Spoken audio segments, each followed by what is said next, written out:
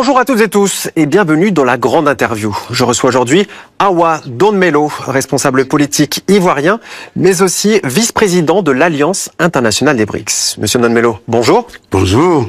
Alors justement, ces pays du Sahel, en particulier ces pays de l'Alliance des États du Sahel, le Niger, le Mali et le Burkina Faso, on voit une certaine initiative originale dans la souveraineté qui commence à faire des émules, il faut bien le dire. Oui, c'est un laboratoire. Pour nous, en Afrique, c'est un vrai laboratoire, non seulement de souveraineté, mais de panafricanisme.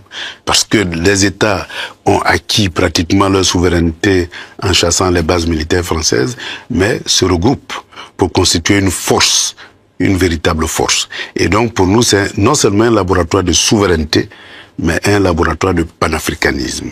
Et je crois que l'appui que toute la jeunesse africaine apporte à cette expérience-là est à la hauteur des ambitions et des aspirations de tout le continent africain. Alors justement, dites-nous en plus, parce qu'on réalise pas forcément, moi je me rappelle avoir vu au moment la prise de pouvoir du président, enfin des élections du président ghanéen, quand Ibrahim Traoré est venu le féliciter, il était reçu comme un...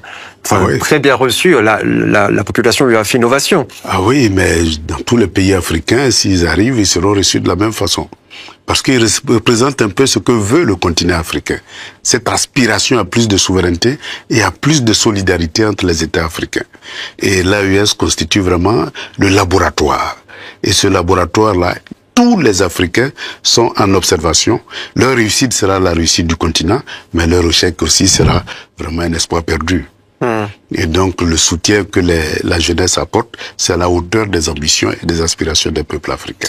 En plus, ces trois pays, on parle de trois pays enclavés, qui ont des situations sécuritaires et économiques compliquées à la base.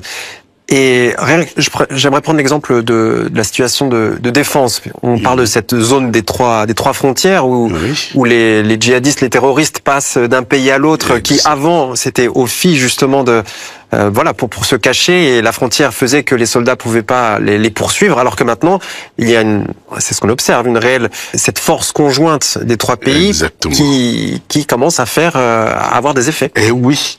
Et justement, c'est ça. Aujourd'hui, l'Afrique fait face à de terribles défis, surtout en matière sécuritaire. Et c'est ensemble qu'on peut mener ce combat-là et gagner ce combat-là. Parce que dès lors que vous avez un pays qui combat, eh bien, il se réfugie dans un autre pays à côté. Et si ce pays-là les héberge ou les nourrit, évidemment, ça constitue des rampes de lancement contre les pays qui se battent. Et donc, cette expérience d'unifier toutes les forces militaires entre ces trois pays constitue un atout majeur dans la mesure où ils sont pourchassés et traqués de partout. Et avec l'assistance technique de la Russie, eh bien, ils ont les équipements de pointe nécessaires pour faire face aux menaces djihadistes. Et donc, je crois que ces deux expériences-là, c'est-à-dire le partenariat stratégique avec la Russie, parce qu'on ne peut pas continuer à se battre avec des flèches, il faut des technologies plus avancées, il faut des services de renseignement assez poussés. L'Afrique n'a pas encore les moyens de se procurer cette technologie et ce type de renseignements. Et donc, une alliance stratégique permet de se doter rapidement des moyens nécessaires pour faire face à ces menaces-là. Et aujourd'hui, ils sont en train de dépasser le cadre sécuritaire parce que le djihadisme se nourrit de pauvreté. Et donc, on ne peut pas combattre le djihadisme sans mettre en place les structures pour développer l'économie. Ils sont en train de mettre en place une banque d'investissement communautaire qui va permettre non seulement de raffiner l'or et donc d'utiliser l'or comme des réserves et pouvoir lever du financement sur le marché international pour accroître le développement économique de ces pays-là. Et ils sont en train d'utiliser maintenant l'uranium pour en faire des centrales nucléaires pour augmenter la capacité énergétique de tous ces pays-là. Et ils sont en train donc de se préparer pour de grands projets de développement en termes d'infrastructures communautaires, donc d'interconnexion des infrastructures entre ces différents pays-là et de création de pôles de développement industriel pour passer d'une économie primaire à une économie industrielle. C'est très important, vous venez d'évoquer l'énergie, car on sait que l'économie, c'est de l'énergie transformée. Exactement. Et des sources d'énergie fiables et conséquentes, c'est la première étape. Et le Niger produit, extrait déjà de son sol de l'uranium. Et autant du côté du Burkina Faso que du Niger, on a cette volonté de développer le secteur nucléaire. Exactement. Et il y a déjà des pourparlers avec Rosatom. Il y a beaucoup de pourparlers, beaucoup de discussions, beaucoup de négociations. Ça prendra du temps, certes, mais ça va se réaliser. Et ça permettra de donner un volant en matière de développement industriel, parce que sans énergie, il n'y a pas d'industrie qui tienne. Alors, vous venez d'évoquer le raffinage de l'or. Ouais. Plus globalement, l'Afrique est un continent riche en matières premières, richissime, on peut le dire. Oui. Mais bien souvent, ces matières premières, vous l'avez dit, c'est aussi la faute de la monnaie. Bien, ces matières premières brutes sont exportées vers les pays industrialisés, qui les raffinent, qui les transforment. Et après, si les pays d'Afrique veulent obtenir ces produits transformés, elles le payent le prix fort. Là, il y a un vrai souci. Voilà, c'est ça le défi majeur du développement du continent africain. Comment transformer les matières premières en produits finis? Et ce défi-là ne peut se réaliser que si l'Afrique brise les anciens accords économiques qui les lient, parce que la division internationale du travail est telle que l'époque coloniale avait besoin de matières premières, mais aussi de débouchés. Et donc, c'est cette économie-là qui a été contractualisée sous forme d'accords de coopération. Et donc, l'économie primaire est la conséquence de ces accords-là. Et lorsque ces accords sont brisés et que le pays se met en rang de bataille pour développer son industrie, eh bien, il faut se doter d'une monnaie soutenue par l'or. Parce qu'il n'y a pas meilleur argent que l'or. Je vais dire, c'est la monnaie de toutes les monnaies.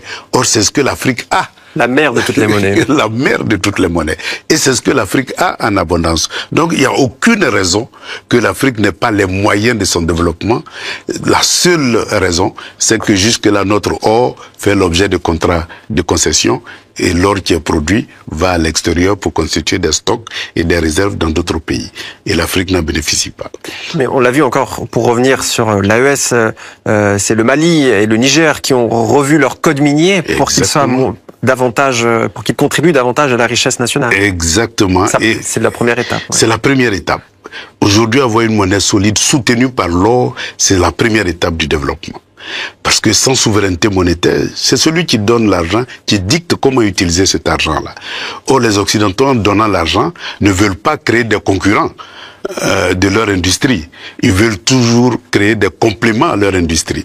Et donc, ils investissent toujours dans les infrastructures et dans l'industrie d'extraction minière et d'achat de matières premières. C'est ce qui les intéresse. Donc, si nous n'avons pas cette autonomie, cette souveraineté monétaire-là et souveraineté financière, il est bien évident qu'on n'aura jamais les moyens de notre développement. Un mot sur votre pays, la Côte d'Ivoire. C'est une année importante, une année électorale. Quels sont les enjeux de cette élection? Et je crois que les enjeux sont là. C'est la bataille pour la souveraineté. La Côte d'Ivoire est le pays clé de l'Afrique de l'Ouest, surtout francophone. C'est le moteur de l'Afrique francophone.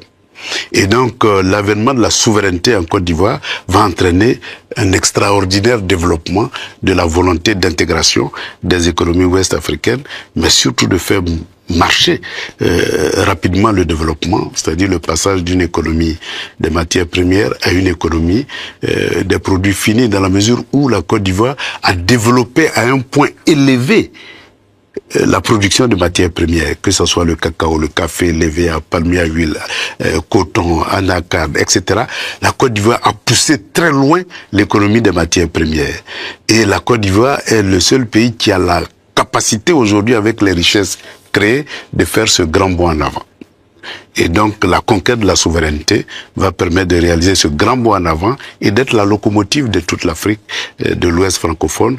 Et en partenariat avec le Nigeria, eh bien, ça va faire exploser économiquement toute l'Afrique de l'Ouest et au-delà de l'Afrique de l'Ouest, c'est-à-dire l'Afrique centrale et les autres pays africains.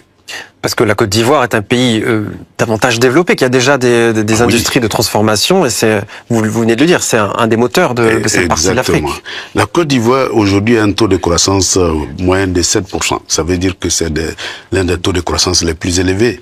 Mais quels sont les bénéficiaires de cette croissance? Justement, c'est ceux qui apportent l'argent qui en bénéficient. Et donc la Côte d'Ivoire croît en termes de création de richesse, mais la population s'appauvrit parce que ceux qui créent la richesse, eh bien, les facteurs de création de cette richesse sont en dehors de la Côte d'Ivoire. Et donc, aujourd'hui, comment faire de cette croissance-là, eh bien, un développement, un facteur de développement? C'est-à-dire, comment partager la création de richesses? Eh bien, il n'y a que la souveraineté économique qui puisse permettre de partager cette richesse-là et donc de passer de la croissance au développement.